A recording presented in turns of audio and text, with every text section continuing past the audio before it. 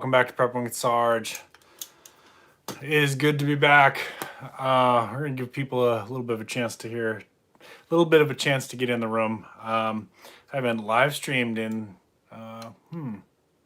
almost 2 weeks, and I'm going to tell you all why. And I really appreciate that everybody has stayed with me. I appreciate the messages that I've got, and I am definitely trying to catch up. I've got like a week worth of comments that I need to catch up on. I'll explain to you all why that is, but I promise that I'm working on that. And some of you have seen I've been kind of checking back to your channels and that kind of thing, so I am working on it. I'm gonna try to get as much of that caught up as I can this weekend. But I had a good reason. I'm going to tell you all about it. Let me just kind of make sure that we're all checked in here.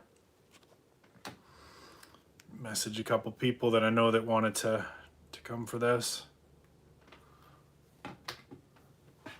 Yeah, looks like we're getting there. Hope everybody's doing well. Hey, Miss Southern Belle. All right, I got some people checking in here. I've got Aces Up Silver. I've got Angie Hart, Miss Southern Belle. Trident Stacking. It's good to see everybody. Good to see everybody.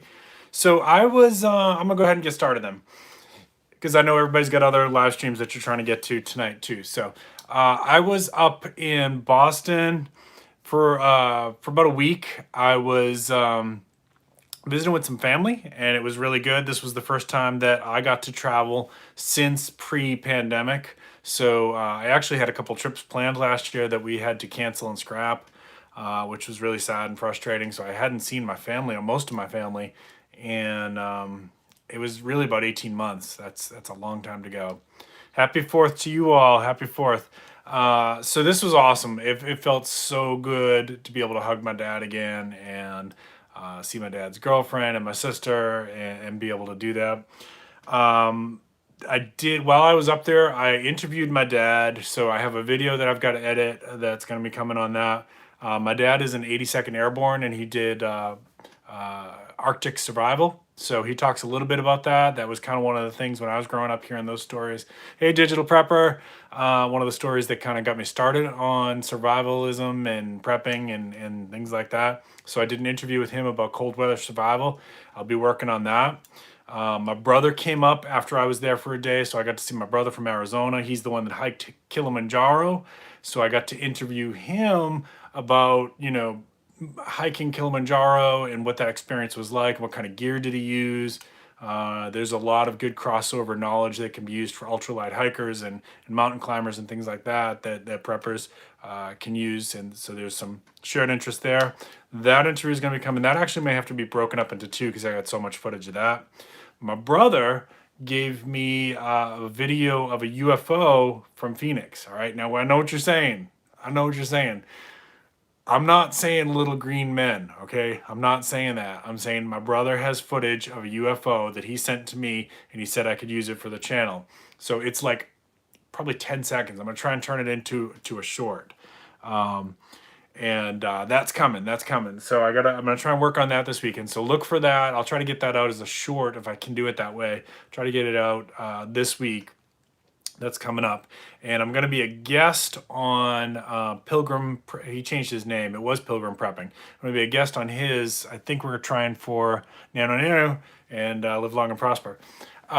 He's going to try and get me on Thursday. We're trying to work out the details, and we're going to talk about UFOs and stuff like that, and kind of that paranormal end of preparedness and things like that. So I know some of you are into that stuff, so that's going to be coming. Cash and Coin, so good to see you. So I'm working on that UFO footage. I will get that uploaded. You guys can tell me what you think. I can describe it for you real quick. It's brief. It's in the middle of the day, and he saw something in the sky that caught his attention. No sound. I know what you're saying. If a plane's high enough up in the atmosphere, they don't, might not pick up that sound. Yes, that's true. Believe me, I live near an airport and an Air Force base. True. But this looks different. It looks different. It actually, as best as we could get it blown up with resolution, it looks like a metallic sphere, and it's just kind of gliding across the sky, which you could say, okay, well, that could be a plane or a drone, whatever. And yeah, it could. I don't know what this is, okay? And then you see like there's flare, like exhaust flare, which is really kind of interesting. And it's like flash, flash, and then it's gone. I will upload it. You all can take a look. Again, I'm not saying it's aliens from, Alpha Centauri or anything like that. I just think it's cool footage. All right, so let's talk about real quick. So what was the travel experience like? And I've got some videos coming on this stuff too. So I was trying to, I think I can get this done. I did a video in the airport. I'm gonna have to get other people's voices and stuff out of it. I'm gonna have to do some overlay on it. And basically showing you what I, as a prepper, travel with. Okay, so what is my survival kit, I guess, if you want, which goes on my carry-on, not my carry-on, your personal item. Okay, so I'll talk about that and what kind of things I typically bring on the plane. I did bring my Wazoo cap on, and I actually did a little test as I was going through security. I put some cap, you guys have seen this cap in one of my other videos. It's got the hidden compartments and secret compartments and stuff like that. So I put some cash in here as I was going through TSA. Nothing illegal. I was just curious if anybody would say anything about it, and they didn't. And that was for both the airport that I flew out of and the airport that I came back through. So that's just kind of interesting. Speaking of which, Wazoo Survival Gear has a big sale this weekend. Normally, if you use, I can get you a discount code on that, and I can get you 5% off if you use my discount code, which is Sarge 2021. This weekend's even beats that, right? So I'm gonna go back in after this video is done. I'll try to put the link in the description, but it's in some of my other videos. If you use my link, I might still get a commission off this. I don't know, because it's a sale that says cannot be combined with any other offer. Ghost UFOs. I appreciate that. There we go. Ghost UFOs, you have the most unique experiences. My life is boring. Gold and silver coins having milk. I get plenty of those milk spots too. So back to Wazoo's has got a big sale this weekend. Their gear is phenomenal, guys. I love their gear. I was using it long before I had a partnership with them. I love the necklace, that fire starting necklace, the survival necklace. They have a whetstone for sharpening your swords. They have the hat. They have a belt, which I don't have. They just have all kinds of survival kits and stuff like that. Please, if you haven't already, check out their website. Use my link. And if you go there, now my discount code won't combine with this, but this weekend they have a built-in 17.76% discount on their website. Okay, so you can't add any other coupon codes or anything like that, but that's better than the coupon, that's better than the discount that I can get you. So go check it out and see if there's anything that you like. All right, so my main topic that is going to be, hey Britches, how you doing? It's good to see you. My main topic that I'm going to be getting into, this is actually going to be probably at least a 2-part, if not a 3-part video, because I want to get you all done by 8:30, is talking about are we prepping for the wrong SHTF, right? So I know that, you know, it's kind of sexy and fun to talk about the zombie apocalypse, and yeah, I do that too. It's actually really good for my channel. I get more views on those type of videos, but really, if you're going to get into preparedness, your goal, my opinion, your goal should be practical preparedness, modern day survival, which is dealing with, Elsa is coming. We're going to talk about that. Yeah, we're definitely going to talk about that, because I know I got a lot of Florida viewers. Storms, hurricanes, tornadoes, recession, like all of which we're going to face for real, 100% chance this year. What are the chances we're going to have zombies this year?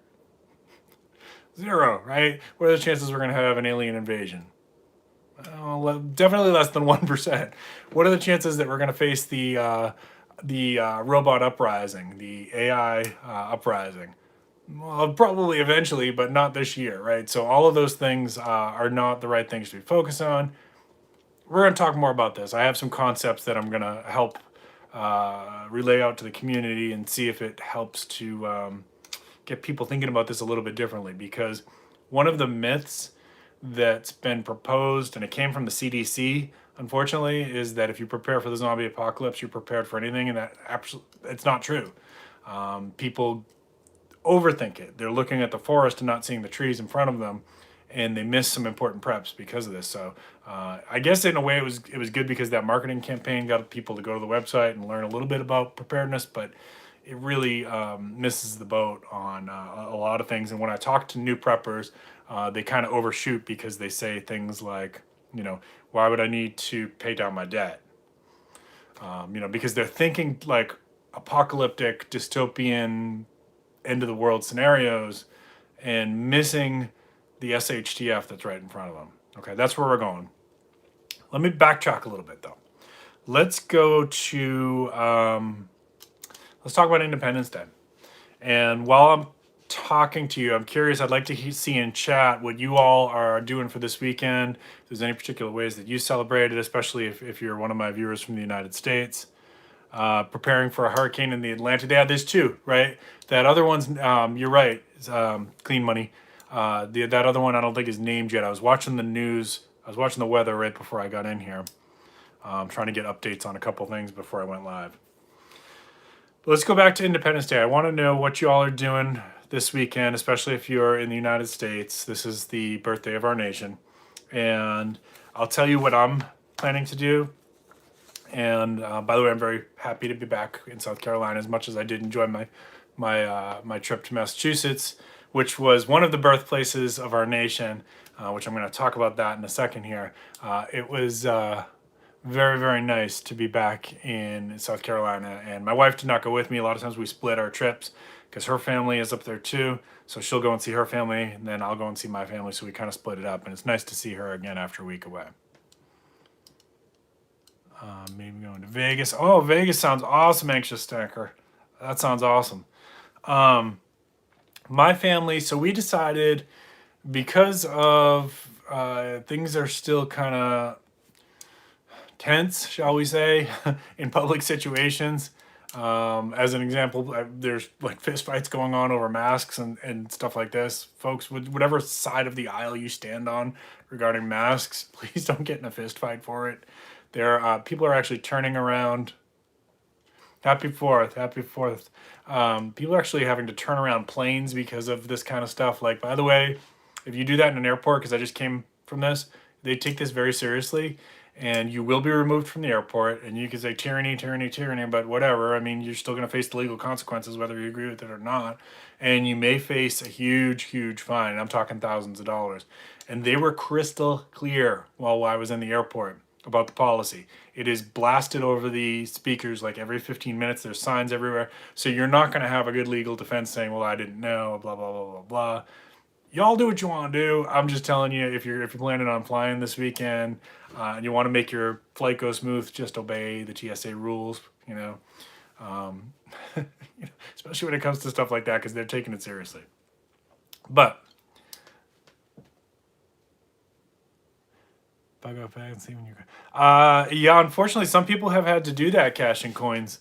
Some people have ridden out hurricanes in their cars because one of the things that happens, and I'm probably going to talk about this multiple times this summer, is when they announce a hurricane, and if you're on the coast, everybody pushes inward, right? So if you watched my last video, I don't know if you got a chance to catch that, about, hey, Silver Scorpions, good to see you.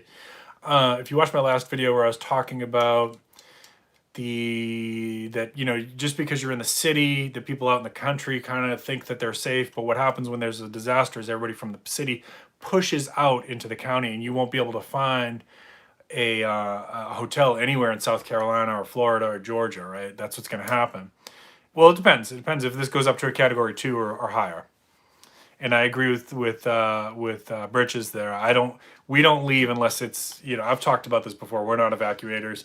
But if it's a category 4 or 5 and it looks like that's heading right our way, hey Sarge, good to see you, then we certainly will take that into consideration. We have evacuated once, and that was our experience, is that every hotel from here, from the coastal South Carolina to Tennessee, was booked, and it was all hurricane evacuees from the southeast.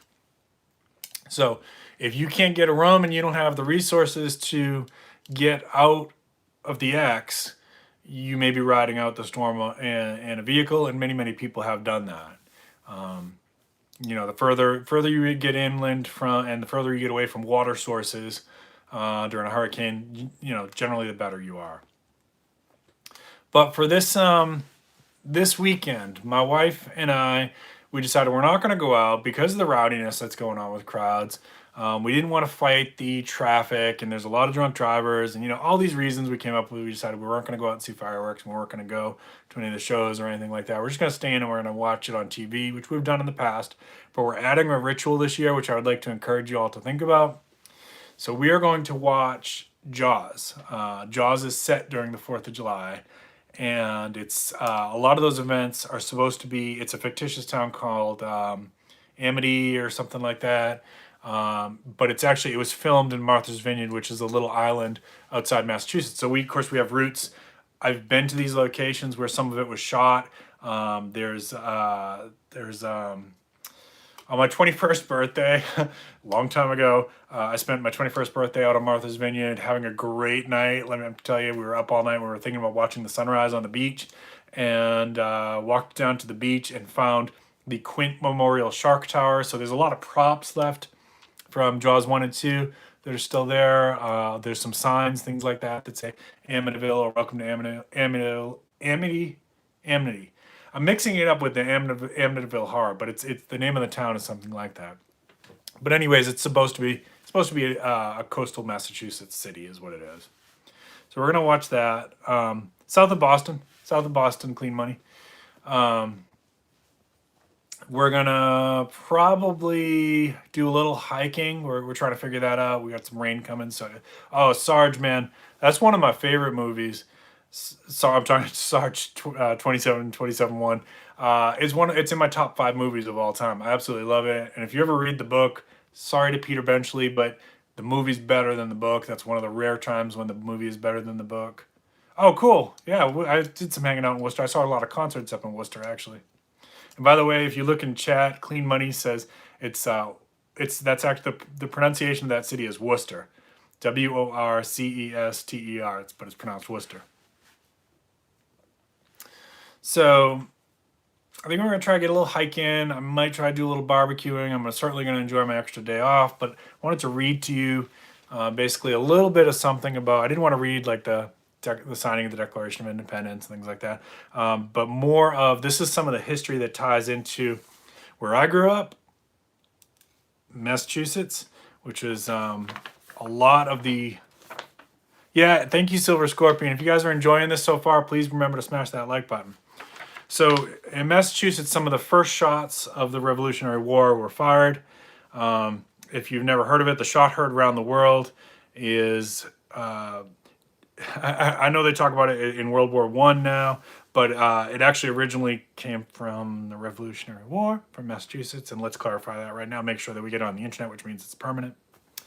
On April 18th, 1775. So this is about a year and a couple months before the Declaration of Independence. British troops were pressuring the colonists and taking more and more of their rights. They were planning to seize weapons and ammunition that had been stockpiled by the American colonists. So tension's been building up at this point. A lot of it was, based on overtaxation, poor representation, and the right to bear arms. Okay, very, very important. And I don't think they're teaching this in schools anymore. If you get kids in school, comment in chat. Are they teaching your kids about the shot heard around the world and that the British were trying to seize our weapons? Important stuff. So early the next morning, British had reached Lexington with 70 of the colonists who were identifying themselves, I guess, as Minutemen at this point, had gathered, and there was a shot fired. And to this day, it's not clear who fired first. That's the shot heard around the world. It ended with a melee. Now, there's some reports in Massachusetts that there was a skirmish earlier in the day. The reports on that, depending on the sources, can be a little bit varying, but there probably was a skirmish before this. And my understanding is that 8 colonists were killed before this. So the who drew first blood was probably the British. The British continued on to, so at the end of that skirmish, 8 Americans were dead and several more were injured. One British soldier was wounded. So the British proceeded to Concord, They encountered an armed resistance group an armed resistance from a group of patriots at the North Bridge. Now, if you ever go up to Massachusetts, I do recommend you all go and check out these sites. It's one of those things I feel so proud of my heritage there, and seeing those sites, and some of the other things the early colonists had settled in areas like Plymouth and Salem. Definitely go check out Salem. Read The Crucible before you go. It's about the Salem witch trials. There's so much great history up there. Oh, Sarge. I'm reading your comments there, guys. All right, so let's see. So there was another skirmish. This is where I was mixing it up. I'm sorry. The second skirmish was at North Bridge. Gunfire was exchanged. 2 more colonists, and now 3 redcoats were dead. Okay. And they had all kinds of fun names for the British. Redcoats, lobsters, all kinds of derogatory.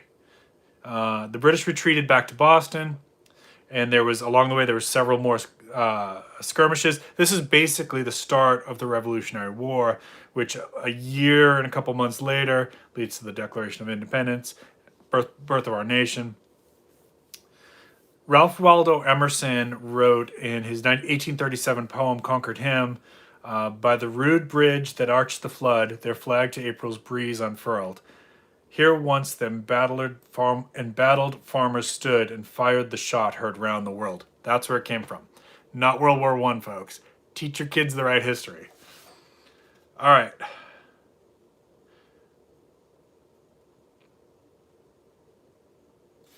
Skipping some parts here. All right, Battle of Lexington and Concord, which was fought on April 19th, kicked off the American Revolutionary War. Tensions had been building for numerous reasons. On the night of April 18th, this was the night before, British troops marched onto Boston to nearby Concord to steal our weapons, to confiscate our weapons. This is why the Second Amendment came about, folks, and this is why the Second Amendment is so important. And the Second Amendment, the militia is the people. Come on, read some history books, guys. The militia was the people. It was the colonists. It was the colonists who wanted to separate or at least achieve greater rights from England. And to be clear, not all of them did. There was loyalists too. All right, so Paul Revere. Paul Revere and other riders it wasn't just him. There was a group of riders who sounded the alarm through the streets of Boston, which allowed the militiamen to mobilize and get a couple steps ahead. Very, very important.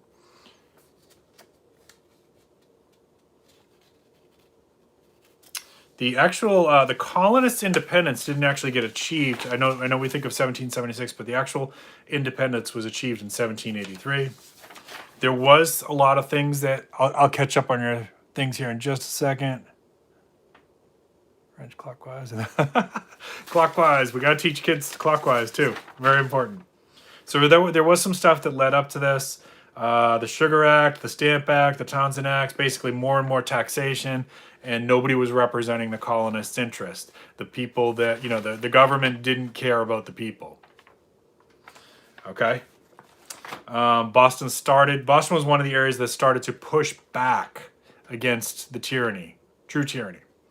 In 1770, the Boston Massacre occurred, and the 1773 was the Boston Tea Party. So think of these as like riots and protests that were going on against the British government back in the late 1700s. And as the colonists, the colonists who wanted separatism, shall I say, caused more and more difficulty for Britain, King George III kept sending more and more military, basically trying to solve it by, in terms of modern day terms, like curfews and locking down a city and imposing more and more restrictions.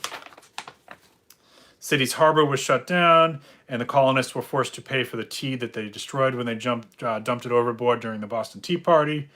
And then British Parliament, not Massachusetts, British Parliament decided that Massachusetts was in rebellion. Massachusetts didn't declare it. Great Britain declared it. Okay. FYI, Paul Revere never shouted, according to true historical reports, he never shouted the British are coming. it was actually discreet. Whatever signals they used, lanterns, bells, whistles, whatever, it was actually much more discreet. Now, fun tie-in for my family and my wife's family. My wife's family actually came over on the Mayflower. My family came over, most of my family came over much later, probably around the turn of the century. We're not clear on some of that. And through Canada. My family came in through Canada. But my wife's family came in, part of her family came in through the Mayflower. And she has some heirlooms that have been passed down. She has some silver that was apparently part of Paul Revere's family. Pretty cool stuff. Okay, so the Sons of Liberty was formed probably sometime in 1775. I'd have to fact check that, so I apologize if I got that part wrong. But these are the names that you should have heard, like Paul Revere, Joseph Warren, some of the names that they should be still teaching in history. Okay, so Paul Revere's ride, the poem goes, one if by land and two if by sea, and I on the opposite shore will be, ready to ride and spread the alarm through every Middlesex village and farm, for the county folk to be up and to arm. So the idea of the Minutemen was that they were supposed to be ready for battle or ready to march within a minute of being noticed. So from a dead sleep to have all their gear ready to go out the door. Sam Adams was also probably part of that Sons of Liberty movie. I think there's a TV show. I haven't watched it. I think there's a TV show or a miniseries called Sons of Liberty. If you've watched that, tell me in the comments if it's good.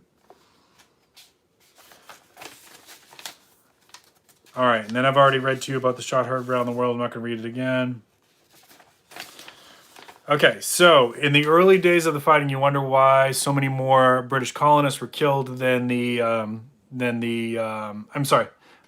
American colonists were killed than the British soldiers. Well, they had military training, and that's a huge difference.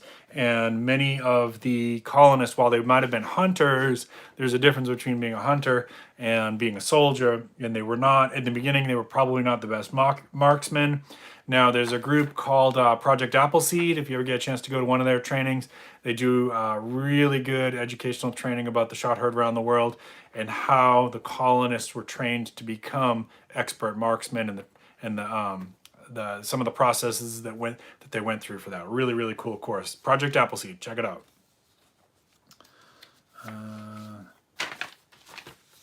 Okay, so then later on we had the Battle of Bunker Hill, also in Massachusetts. The British narrowly defeated the Americans in the Battle of Bunker Hill. Now you can go to Bunker Hill if you go to Massachusetts. It's a really cool place to visit. There's monuments there.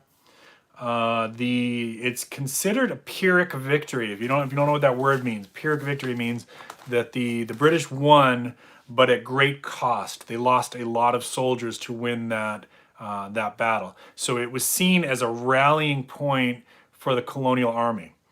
Even though they lost that battle, it was looked at as, look how much damage we can do. We are now a fully trained fighting force. Okay, so that's your history lesson for Independence Day weekend. If you enjoyed it so far, please go ahead and give me a thumbs up. Please enjoy your Independence Day. There are many people who fought very hard and shed blood back in the 1700s all the way to today to ensure that we can enjoy our Independence Day. All right. And this is also when you see those lovely memes of the Queen sending out happy treason day, traitors. But we have a very good relationship with Great Britain now, actually. So that's a cool thing. France, of course, is our oldest ally. So thank you to all the French that helped the colonial army to win our independence as well. Because my understanding is we did get some outside help from that too. So let me check comments here before I go on. Paul Revere aces up silver. Paul Revere did not lead the attack. He was one of the early warning. He was part of the early warning system. So they were watching which way the British came in, and then there was a system to alert the Minutemen in the city of Boston. So he was part of that. He wasn't the only one, but he was part of that. Now, did he probably do some fighting in the war? I would almost bank on that. I don't know for sure. I could probably ask my wife. She might know a little bit more about that.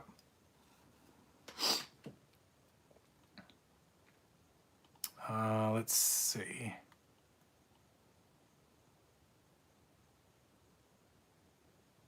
Yeah, anxious stacker. It's important to know how we got these freedoms that we have now, and not take them for granted. It was paid for in blood.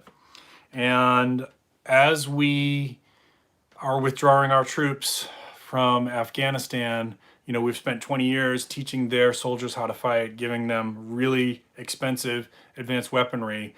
If they're going to have to decide, Afghanistan's going to have to decide now what they want for their future. It's going to be their decision to make, and it will have to be probably fought and paid for with their blood. That's going to be their country to decide how they want it to be governed. Just like we had, our forefathers had to make those decisions, 200 and I guess we're approaching 250 years ago, right? Somebody had to make, people had to make a decision and say, we're not going to be continuing to be ruled by British law and a parliament that wasn't representing us, and that price was paid in blood.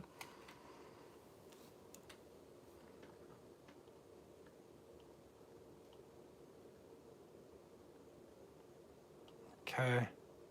I have not, Clean Money, I have not watched the series on John Adams, but I think I would probably like that.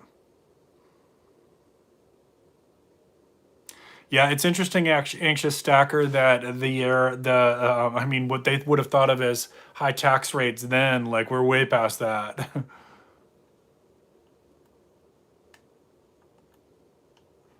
Let's see.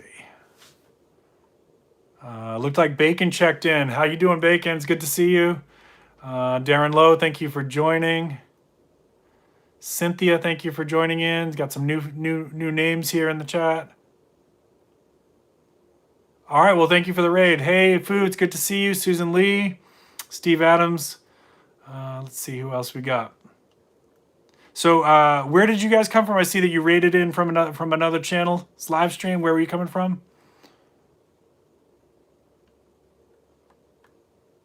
Metal detecting North Carolina raid. Okay, gotcha. Cool.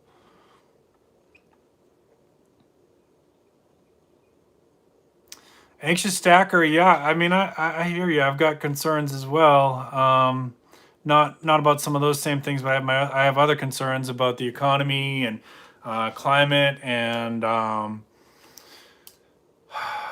mean, we're getting squeezed. It's all the money continues to flow up to the top 1%, and it's not good. I don't know where this all ends. I hate violence. I hate violence. I told you guys in my last stream. I know I was doing a story about the Revolutionary War there, but I'm a healer, guys. I'm a healer. I'm not a fighter. So I hope that we never get to a state like that in this country. Her Healthy Homes, good to see you. All right. So I got about 15 minutes left. I hope you guys enjoyed that little review of history. And if I got anything wrong, go ahead and correct me down in comments. I was kind of paraphrasing a lot of stuff and going from my own, some of it was pulling in from my own memory.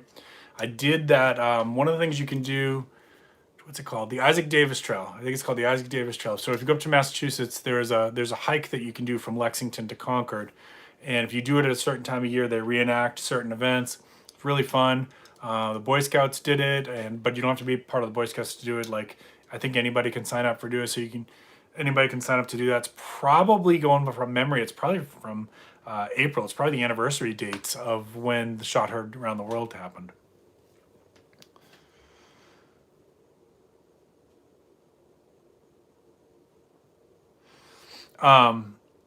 So back to the original topic. We're prepping for the wrong thing. The concept that I want to start to get into, and so this is going to take probably a couple live streams to talk about, is the disaster probability matrix. Okay, so the disaster probability matrix. That sounds like a big word. What am I talking about here? It's the idea that if you go outward, right, from yourself, the chances of a zombie apocalypse happening are zero. Maybe there's like some weird disease in nature that could simulate something like that, but it's basically zero. Alien invasion is basically zero. Okay, and even if it did happen, what are you gonna do? Like if there was a civilization that existed that had the power to come to our planet, nothing that we have is going to be able to compete with their technology. Nothing you can do about it. So don't even worry about those two right now. Pulling in a little bit further, AI uprising, yeah, I've told you that could happen. And probably if we live long enough and AI evolves long enough, that's probably going to be a problem. One of my personal guys there, Papa Elon Musk, was asked, should humans, be taunting things like Siri and Alexa and telling them they're stupid and to shut up? And he said it's probably not wise because they have extremely long memories, really, really good memories. So at some point, if AI does evolve, there's gonna be a reckoning that will probably happen.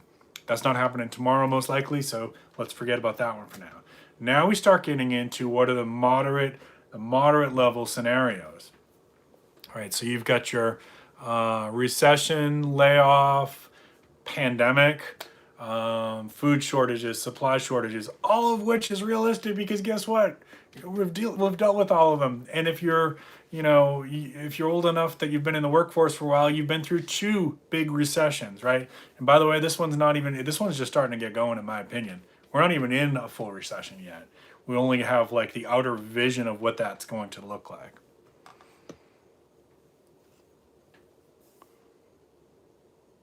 Bacon. That's a big one, man. And I have been talking about that's a huge concern. We are looking at, like, typically there's less than 1 million people who are houseless, homeless or houseless, depending on which word you want to use, in the United States. And if everybody that's on the eviction list went to court tomorrow, which it's not going to happen that way because the courts are staggered and they're backed up. But if they did, you'd have 5 million homeless people or houseless people tomorrow. And we do not, trust me, guys, I work in human services. We do not have the infrastructure to help that many people. We don't. So you're going to have people who, if it happened like that, if it happened all at once, but even though it's not going to happen all at once, we're going to notice that this is the greatest surge in homelessness since the Great Depression. And very few people are around that could even tell us what that looked like, right? It's not going to be good, and it's just not going to be good, guys. So, I hope you're all prepared to take your cousin Bob in, because that's what's going to happen. And if cousin Bob has never lived on the street, he's going to be in for a tough time. If cousin Bob's plan is to go to the homeless shelter, he's probably going to find that there's a very long waiting list to get in the homeless shelters right now. Maybe not everywhere in the United States, but in the areas that I know about, the shelters are full. Okay. And that's before we started these evictions. So yeah, Bacon, that is a huge, huge crisis on the horizon. We have, that's mid-level stuff though, that, like, even then, unless you're the person that's affected, unless you're getting evicted, that's an SHTF that's probably going to have some impact on all of us, but not one that's going to, like, most people will still be able to function, but you're going to notice some changes. Knowledge would be really good there, Digital Prepper. And there are some really good websites, like the Nomad Culture and things like that, have really good information about how to live out of your car. There's lots of people who do that by choice. And they have and actually as a prepper, I recommend that preppers and survivalists go check out some of that stuff. If you ever had to bug out for whatever reason, that's really good knowledge to have. The ones who've done it before, Sarge, will be better prepared. You guys know I work with some homeless people, and there is a learning curve that happens pretty quick, and especially if they get hooked up with a community that teaches them some stuff. People can live a lot longer in pretty bad conditions than they would think. Yep. Yeah, there's concern for that too, as a lot of businesses have realized that their employees can work from home and more effectively and be more productive and more happy and more loyal to your company. But what about all those leases that they're in that cost them millions of dollars for office space? What about all these landlords? Think about this one. Here's another element to that, right? What about all these landlords that have been getting screwed for over a year, that they were told you can't collect rent and you can't evict? How many of them, and from what I read, most of that is mom and pops, right? Like you think of big agencies that own tons and tons of apartments, and yeah, that exists. But believe it or not, most of the housing out there, I think it was more than 70% from what I read, is owned by like mom and pop business people who own a couple properties. And if they went over a year without getting paid, and basically the government said, screw you, pal, you're not getting nothing and you can't do anything about it, a lot of them are going to be like, you know what, I can't do this if the government screws me like this again. Done. And they're going to want to sell, which is going to create some interesting problems on the market too. Let me catch up here. I see some comments. I think an RV is a great choice. You do have to, there's a learning curve to that too, right? And I did some reading about that because we were thinking about getting one for recreational purposes a few years ago. We decided against it, but I think it's a great choice. A van can be modified to be lived in too. Rocket stoves are really cool, absolutely, and they're pretty easy to make. I've not done it myself, but from what I saw, it looked pretty easy. Her healthy home. So we'll probably have more stuff, whether it's food, clothing. Yeah, and so if people who are homeless get linked up with some of those communities, they can teach them some of that. You know, a lot of the groups that I work with, they have their own communities where they look out for each other. There's usually somebody who kind of runs a little bit of security for them, somebody whose job is to get some money, somebody's job is to get some food, that kind of thing. So they can learn some survival skills, some street level survival skills if they get linked up with the right people. Not to say that there's not danger in that. There definitely is in some cases. Absolutely better prep than all of this stuff that we're talking about right now is a better prep than talking about the zombie apocalypse. Kicked out all the homeless on the first as soon as, oh, okay. Yeah, so some of them were staying in like hotels and things like that for just over 3 years. It's a hard lesson, but I changed my life and I've been doing great ever since. I'm glad you're doing good, Anxious Stacker. They already know how to, okay. Ben Lago, just know all the, yeah, RVs need a lot of maintenance. And that was one of the things that I realized when I was learning about it too. You kind of need to know what you're doing. It's not like impossible to learn or anything like that, but it's not easy to just jump into either. So Sarge, I'm glad you brought that up. One of the things that I've been doing for the last 5-6 months is you guys know I do more than silver and gold and crypto is I do invest in some stocks. So I've been investing in companies like Extra Space Storage, any of those long-term storage companies, because I think they're going to see a glut of business in the next few months. And by the way, those companies have done really, even without that happening, I'm up like 26% on those stocks, and they usually give a pretty decent dividend too. Turn over and the people inside will be sitting ducks. So her healthy home, a lot of times what the RV drivers will, they have their own culture and community that they'll link up with, and they a lot of times will know places that are off the map, off the grid a little, not off the grid, but off the map a little bit. It's called boondocking. So they might not necessarily be parked in Walmart or at a campground. There's some, these communities kind of have their own little communication and places where they know about that they don't necessarily tell us. You probably could find them if you wanted to by looking on the internet and things like that. But yeah, I mean, I wouldn't want to be trapped in one, and definitely wouldn't want to be trapped in one when there's a storm happening. Agree with that too, metal detecting.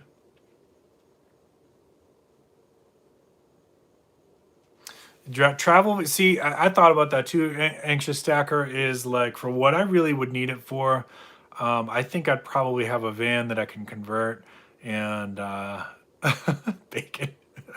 and that would make more sense for me as well. Because I would probably just, 90% of my usage for it would be like taking it out for car camping and that kind of thing.